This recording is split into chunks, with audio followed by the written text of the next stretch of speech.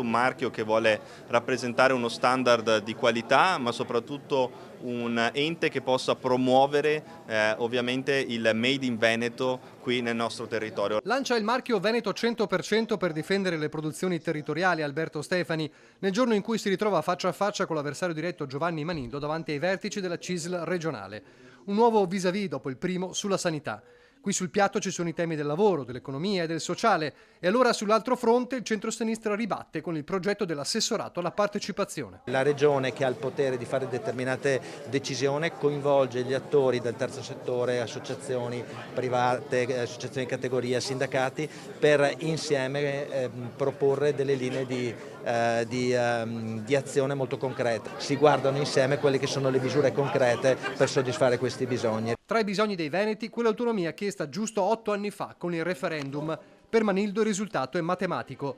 0 nuove competenze, attacca, e 0 risorse in più rimaste in Veneto. In questi 8 anni la Lega è stata al governo nazionale per più della metà del tempo e negli ultimi 3 anni ha avuto un ruolo centrale nel governo Meloni con il candidato Alberto Stefani, vice segretario federale di Salvini. Eppure, conclude Manildo, nonostante il potere e gli incarichi, l'autonomia promessa non è arrivata.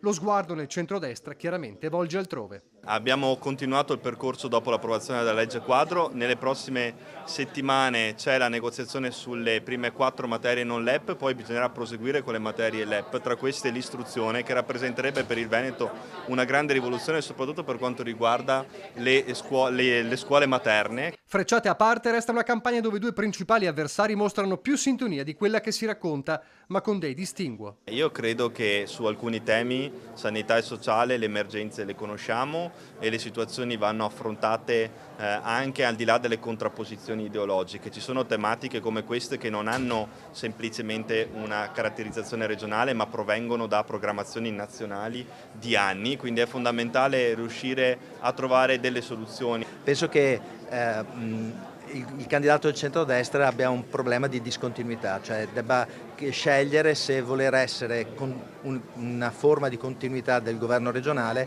o essere una forma di discontinuità, perché anche le suggestioni, le domande che sono arrivate oggi dalla CISL dimostrano effettivamente che tante cose, tante fragilità non sono state accolte. Ma c'è spazio purtroppo anche per le terribili storture di un periodo storico-politico che fa rabbrividire, come la scritta apparsa sugli spazi elettorali di Cassavio, Cavallino Treporti, quella frase "a morte gli ebrei PD", sulla quale sta indagando la Digos. Ritengo che siano scritte stupide da condannare e basta, senza se, senza ma, proprio sono forme di idiozia.